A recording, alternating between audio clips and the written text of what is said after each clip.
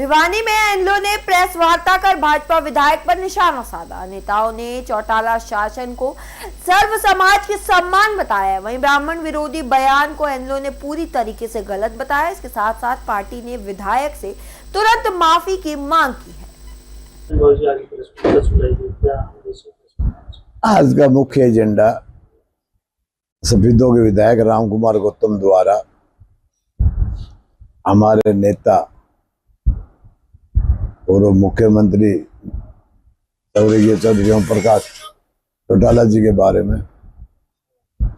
जो अनाप शनाप अनगढ़ बातें कही हैं, उनके बारे में आज प्रेस कॉन्फ्रेंस की गई है और रामकुमार गौतम जी को सुझाव और अनुरोध किया गया है कि वो अपने आप पे कंट्रोल करें। वो ब्राह्मण समाज को इस तरह से अनाप बातें करना किस तरह से सरकार में अक्सर देखा जाता है, चाहे बंसीलाल परिवार के पीछे भी हाल ही में एक विवादित बयान दिया जाता है, देख रहे हैं। मैं ये समझता हूँ भारतीय जनता पार्टी द्वारा ये छोटे के मोहरे हैं जिनकी ड्यूटी लगाई गई है कि वे किसी भी समाज में दो फाड़ करो और अपना मकसद पूरा कर ले। भारतीय जनता पार्टी का कोई एजेंडा नहीं है कि चाहे रोजगार की, पिछले दिनों भी हमारी पार्टी ने एसपीएससी के लिए प्रदर्शन करना पड़ा कि जो लिस्टें बाहर से आ रही हैं उनको ना लगा के हमारे प्रदेश के बेरोजगारों को रोजगार दिया जाए। उसी एजेंडे में ये भी एक एजेंडा है बीजेपी का कि जातियों को आपस में उखाड़ के फाड़ के इनका इस्तेमाल किया जाए। और ये मुखौटे जो हैं, चाहे वो रामकुमार गौतम जी हों, चाहे वो राजकुमार सैनी हो, चाहे वो रामचंद्र जांगड़ा जी हो, जिनकी राजनीति नहीं है, उनने तो इस्तेमाल होना है, लोगों को गुमराह करना है। वो ये नहीं समझते इन बयानों से ना तो वो अपना भला कर रहे, ना अपना परिवार का, ना समाज का। ब्राह्मण समाज बड़ा विद्वान समाज है, इसमें बड़े बड़े विद्वान लोग बैठे हैं जो कि अपना अच्छा भला बुरा अच्छी तरह से समझते हैं। अब मैं नहीं समझ पा रहा कि रामकुमार गौतम जी समाज को क्या दिशा देना चाह रहे हैं। और जहां तक समाज की बात है, समाज को तो पहले ही जो विधानसभा में डॉक्टर अरविंद की रामकुमार गौतम की जो छिटाकसी हुई थी, उससे ही बहुत ज्यादा किरकिरी हो चुकी है।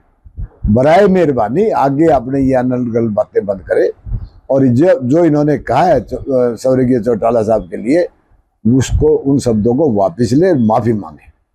जहां तक सम्मान देने की बात है, वो कहते हैं किसी को ना डिप्टी स्पीकर बनाया, ना पार्लियामेंट सेक्रेटरी बनाया। उसका जीता जागता उदाहरण तो मैं हूं। मुझे चौटाला साहब ने डिप्टी स्पीकर बनाया, मुझे मंत्री बनाया, मुझे चेयरमैन बनाया और इसके साथ ही पंडित भगवत दयाल शर्मा के पुत्र स्वर्गीय राजेश शर्मा को घर से बुला के, जबकि वो कांग्रेस से हारे हुए विधायक थे, उनको बुला के कैबिनेट का रैंक देके डिप्टी चेयरमैन प्लानिंग बोर्ड बनाया। अनेकों ऐसे उदाहरण हैं। यहाँ भिवानी पार्लियामेंट का चुनाव भी गोपीराम वशिष्ठ को लड़ाया गया, श्री कृष्ण शर्मा को दड़ाने वाले को चेयरमैन एजुकेशन बोर्ड बनाया। मैं ये समझता हूँ अगर ब्राह्मण समाज को सबसे ज्यादा सम्मान अगर दिया है तो वो स्वर्गीय चौधरी ओम प्रकाश चौटाला जी ने किया है, और सबसे ज्यादा नुकसान किया है तो भारतीय जनता पार्टी ने किया है।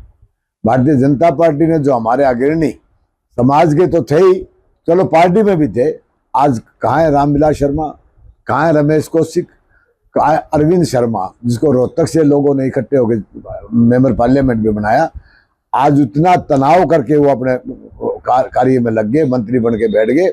आज तक गांव में आपस में बोलचाल तक नहीं है। भारतीय जनता पार्टी की एक पॉलिसी है कि समाज में इतना दुराव और इतना आपसी मतभेद पैदा कर दो कि आपस में झगड़े होते रहे, इनकी अपनी मन इच्छा पूरी होती रहे। बात करें ऐसे में समाज के द्वारा कोई बड़ा फैसला भी लिया जा सकता है, पंचायत वगैरह की जाएगी या आने वाले समय में चुनावों में भी इसका बहिष्कार देखने को मिल सकता है। इस समाज तो पहले किरकिरी बर्दाश्त करे बैठा है और अब तो अन्यथा हमें मजबूरन समाज की बड़ी पंचायत बुला के इस बारे में फैसला लेना पड़ेगा, क्यों कि समाज किसी की बोपत्ती नहीं है। रामकुमार गौतम विधायक जी अपनी बात कहें, अपने परिवार की बात कहें, लेकिन समाज की ठेकेदारी लेना, समाज के बारे में कोई बात कहना हमारे समाज के लिए मैं समझता हूँ ये बहुत निंदनीय है और उन्होंने तुरंत प्रभाव से अपने शब्द वापस लेने चाहिए। बात करें हाल ही में जो पेट्रोल और डीजल की कीमतें जिस तरह से बढ़ी हैं, उसको लेकर के भी किस तरह से देख रहे हैं, और उसके अलावा भी नीट परीक्षा जो हुई थी उसमें भी छात्रों की 23 लाख छात्रों जिस तरह से देखने को मिला था, परीक्षा रद्द हुई थी, किस तरह से देख रहे हैं इन बातें।